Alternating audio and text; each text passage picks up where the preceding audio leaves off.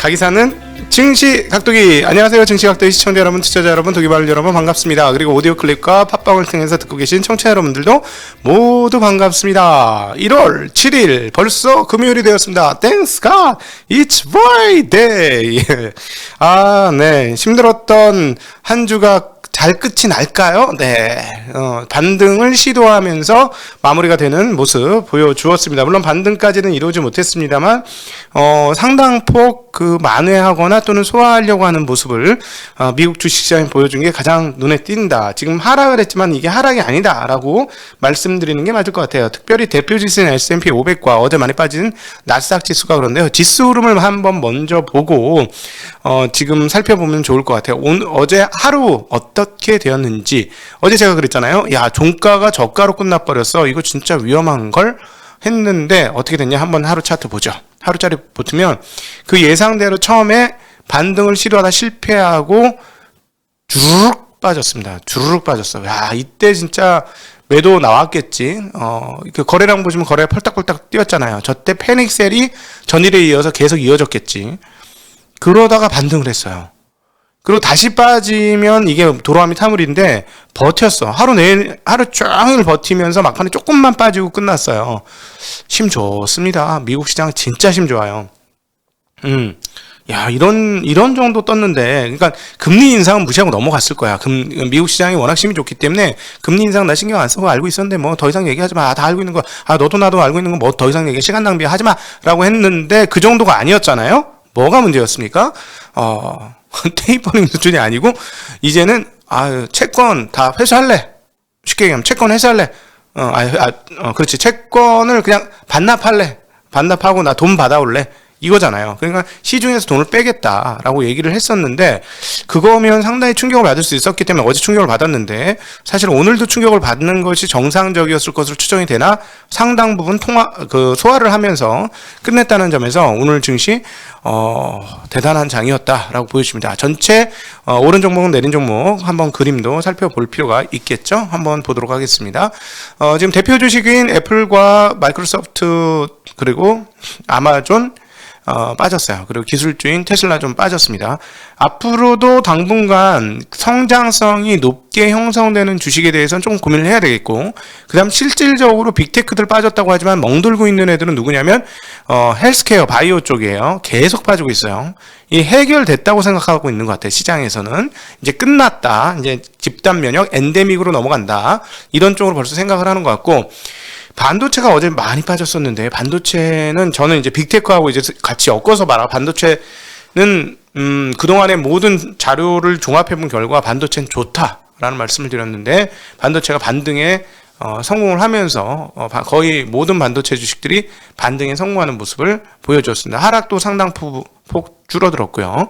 그래서 반도체 주식들은 발군의 힘을 발휘한 게 어제장의 특징이다, 이렇게 볼 수 있겠고, 지금 금리 상승이 어느 정도 이루어지겠냐면, 장기물 10년 금리가 1.75까지 찍었다가 지금 1.728이에요. 자, 10년물 장기 차트도 한번 볼까요? 1년물 차트로 볼게요. 자, 보시면 작년 3월 달에 급등하면서 찍었던 1.77 근처까지 갔어요. 장중에 1.75까지 간 거예요. 근데 윗꼬리를 살짝 달았어. 근데 지금 몸통이 워낙 세게 올라가가지고 힘이 되게 세다는 걸 느낄 수 있죠. 그리고 오름폭도 지난번에 비해서는 아직 덜 올랐기 때문에 힘을 더 받고 오를 것이냐 이제 고민이 되는 상황인데, 한번 숨고르게 할 수도 있습니다. 전 고점을 맞았기 때문에. 반대로 반대 세력들도 충분히 있을 수 있죠. 전 고점까지 왔기 때문에 금리가 이제 다 올랐을 거다라고 생각하는 채권 세력도 분명히 있을 것 같아요. 그래서 다음 한 주 동안에 제일 재미난 게 이제 채권 10년물 금리가 어떻게 될 것이냐 여부가 될 것 같습니다. 자, 저 고점을 뚫고 더 간다면 어떻게 될까요? 네, 일단 안 좋죠. 주식시장에는 좀 안 좋은, 그러니까 이게 되게 웃겨. 옛날에는 말이죠. 원래는 원칙은 채권이 안 좋으면 주식이 좋아야 돼요. 그리고 주식이 안 좋으면 채권이 좋아야 돼요. 왜? 채권은 무슨 자산? 안전자산. 주식은 무슨 자산? 위험자산. 그래서 원래 상반되는 관계성을 가지고 있어요. 근데 이 관계성이 깨지고 동행하는 흐름들이 언제부터 나타났냐면 돈을 많이 풀면서부터 나타나는 현상들이죠. 그러니까 2008년도 리만 사태 이후에 돈을 어마무시하게 풀었잖아요. 4조 달러. 그리고 이번에 코로나 사태를 통해서 거의 9조 달러 가까이 이렇게 돈을 풀고 나니까 돈이 너무너무 넘치니까 돈으로 만든 재화는 모두 가격이 올랐어요. 원래 방향성이 다른 두 재화인 채권 시장과 주식 시장이 역의 상관관계를 갖는데 역의 상관관계를 갖지 않고 동행하는 그런 놀라운 모습을 보여주었는데, 지금은 돈을 반대로 뽑아내겠다라고 한 것이기 때문에 또 여기서도 역의 상관관계가 아니고 정의 상관관계를 지금 갖기 시작하더라. 아주 재미난 상황들이 벌어졌고, 채권 금리 상승은 채권 가격 하락이니까 채권 금리가 상승함에도 불구하고 주식 가격도 약세에 채권 금리가 올라간다. 그러니까 채권 가격이 떨어지니까 주식 가격이 떨어지는 그런 일들이 지금 벌어지고 있는 독특한 상황이다. 이게 정상적인 금융 상황은 아니다라는 걸 꼭 기억하셔야 되고, 그 이유는 엄청나게 많은 통화량, 여기에서 그렇게 비롯된 것이다. 이렇게 정리를 하시면 쉬울 것 같아요. 자, 그래서 여기서 채권 금리가 추가로 더 튀면 미국 시장 증시도 한번 조정을 받을 수 있다라고 보셔야 될 것 같고, 2년물은 굉장히 많이 튀고 있습니다. 그리고 3개월물조차 엄청 튀면서 0.1%까지 갔다가 지금 0.098이에요. 3개월물이 그 금리 수준으로는 꽤 많이 튀었어요. 1bp 0.0 몇이었던 게 0.08이었던 게 0.01%가 0.1%가 올랐으니까 많이 오른 거죠. 그러니까 그 단기물이 많이 오른다는 건 무슨 말이냐? 이제 진짜 금리가 올라갈 것이다 라고 채권 시장이 인식하기 시작했던 것이고, 그럼 채권 시장이 왜 이렇게 발작적으로 많이 오르냐? 작년에 사실 좀 이상하다고 했잖아요. 왜 금리 인상하는데 주식시장이 이렇게 너무 고점이 가지? 이거 좀 신기한데? 야, 벌써 소화 다 된 거야? 좀 이상한데? 그런 말씀을 드렸었잖아요. 근데 사실은 이건 주식시장보다 채권시장이 더 심했는데 채권시장이 그 반영을 안 했죠. 근데 이게 지금 한꺼번에 반영되어서 이렇게 큰 폭으로 금리가 상승하고 있는 것이다 라고 보시면 되겠고, 2년물 금리가 거의 그 9% 정도까지 올랐다가 지금 8.736%입니다. 그래서 금리가 10년물보다 2년물 금리가 훨씬 높게 올랐어요. 10년물은 2.5bp, 2년물은 4.4bp로 올라서 10년간과 2년물의 금리 격차가 줄어들었지만 이건 의미 없어요. 이런 식의 금리 축소는 의미 없다. 둘 다 그냥 파죽지세로 올라가고 있는데 누가 더 빨리 올라갈 것이냐 뭐 이런 분위기니까 요거는 장단기 금리차 그 축소하고 연결해서 보시지 않는 게 현명할 것 같습니다. 자, 독일 10년 국채 금리도 거의 0%까지 올라왔어요. 금리가 얘네 마이너스 금리잖아요. 지금 마이너스 0.068로 0.068이에요. 0.068. 굉장히 많이 금리가 위로 올라왔습니다. 같이 금리가 따라 올라오고 있다는 점.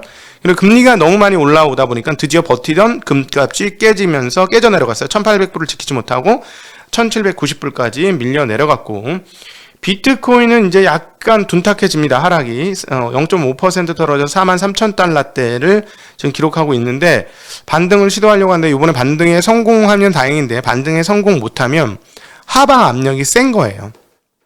하방 압력. 이 정도 떨어지면 반등해야 되잖아요. 그죠? 자율적이라도. 이건 수급만 말씀드려요. 이건 펀더멘털이라고 얘기하기는 어렵기 때문에 이 부분은 수급만 말하는데, 크게 하락하고 반등을 바로 못하면 그건 조금 문제가 돼요. 그건 조금 문제가 돼요. 항상 수급적으로. 그러니까 뭐라면 그건 찍어내리 누르는 힘이 굉장히 강하다는 걸 의미하기 때문에 여기서 반등을 세게 못하면 조금 문제가 있다. 그리고 유가는 장중에 무려 80달러를 가게 냈는데요. 왜 그러냐면 카자흐스탄이 연료값이 폭등했다고 합니다. LPG 가격 2배 올라가서 대규모 시위를 했대요. 좀 독특해. 그죠?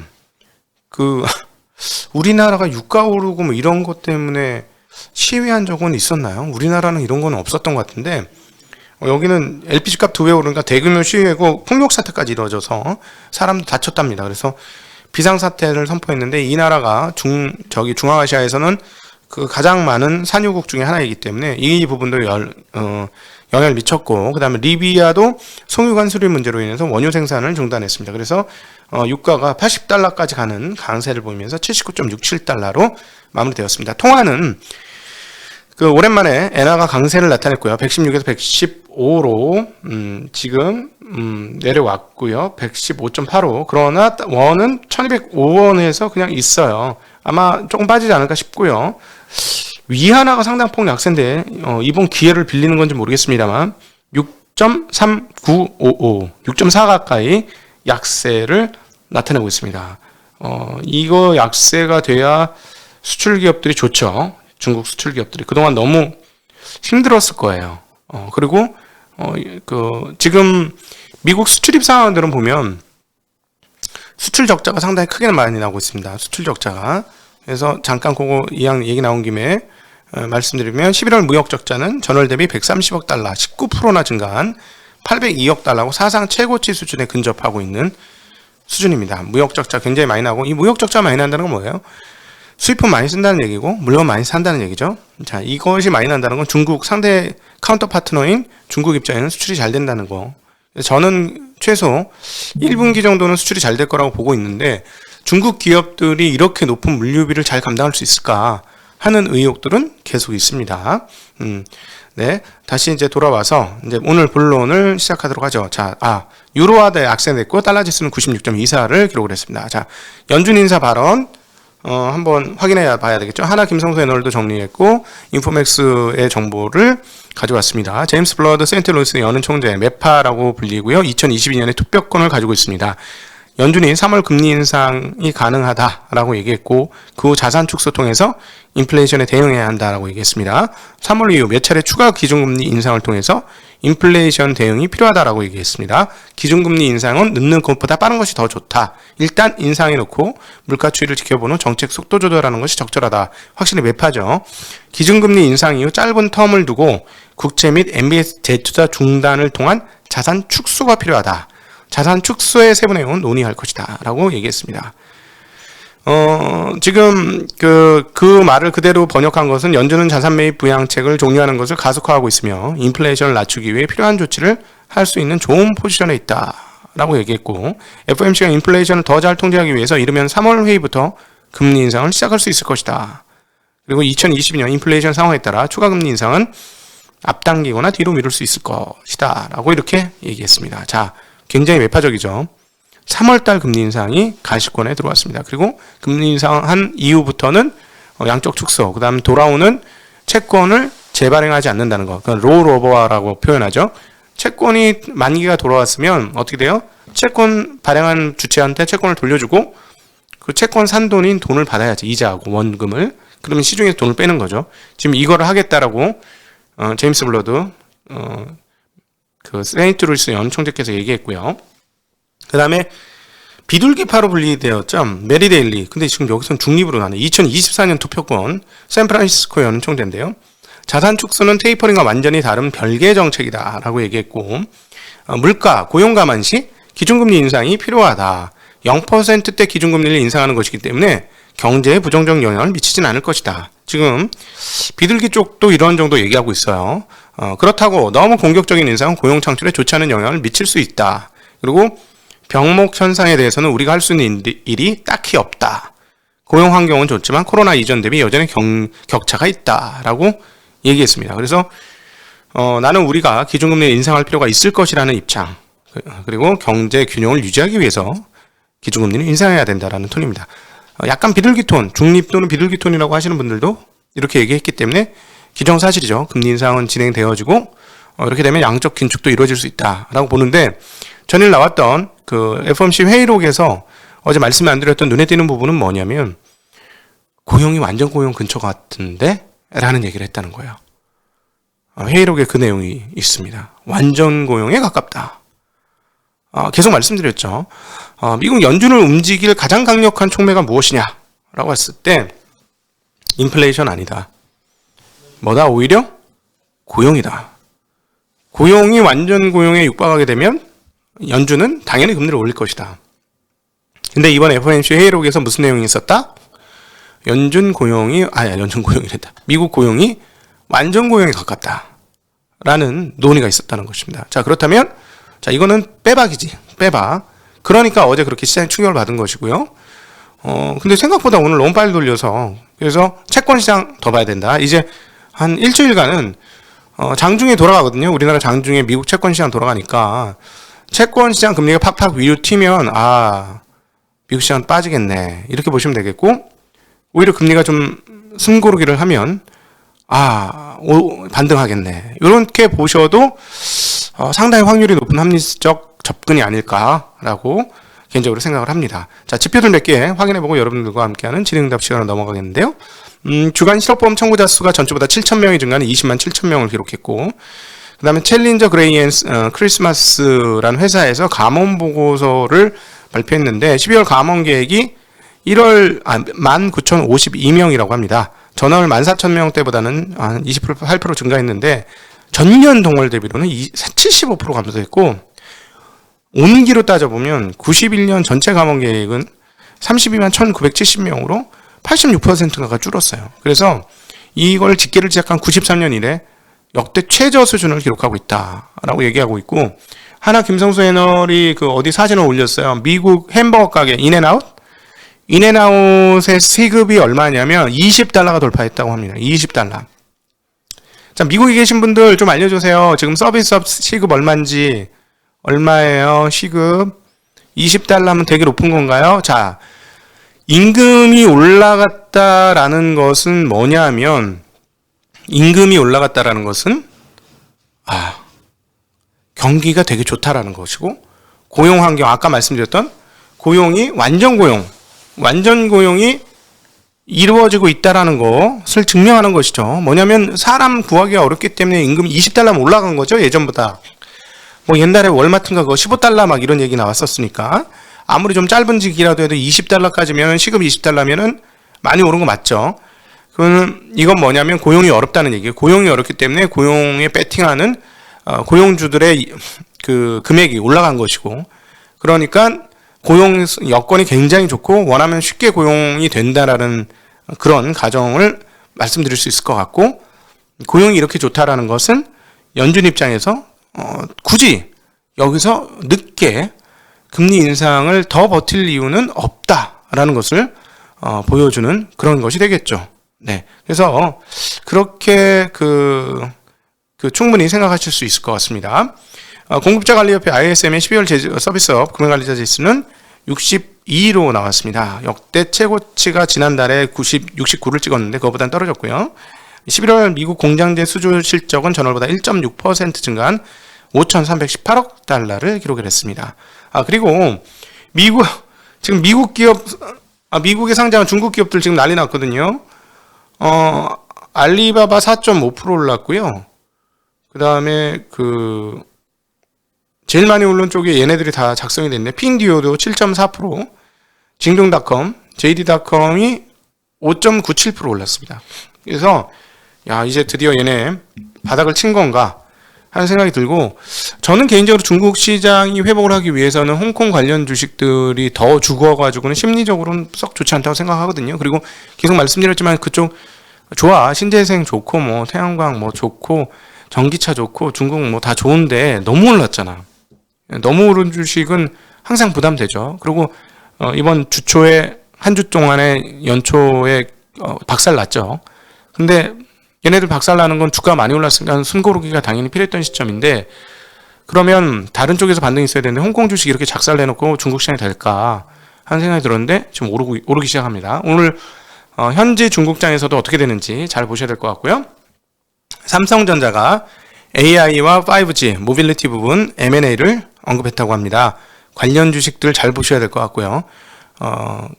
내용에 상관없이 삼성전자가 이 큰 손이, 삼성전자는 얼마나 큰 손이냐면 세계에서 제일 큰 회사예요. 세계에서 제일 큰 빅테크 5 다음으로 제일 큰 회사이기 때문에 이 회사가 M&A를 언급했으면 관련 주식들은 세게 붙을 수 있습니다. 이거 한번 기억하시면 좋을 것 같고요.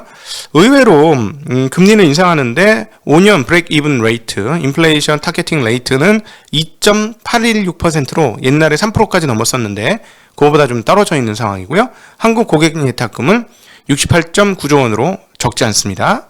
그리고 코스피 200 야간 선물은 0.2% 올랐으니까 오늘 한국 시장은 소폭 반등이 예상된다라고 정리해 볼 수 있을 것 같습니다. 네, 긴 시간 함께 해주셔서 진심으로 감사드리고 여러분들과 함께하는 진행답으로 넘어가도록 하겠습니다. 감사합니다. 안녕.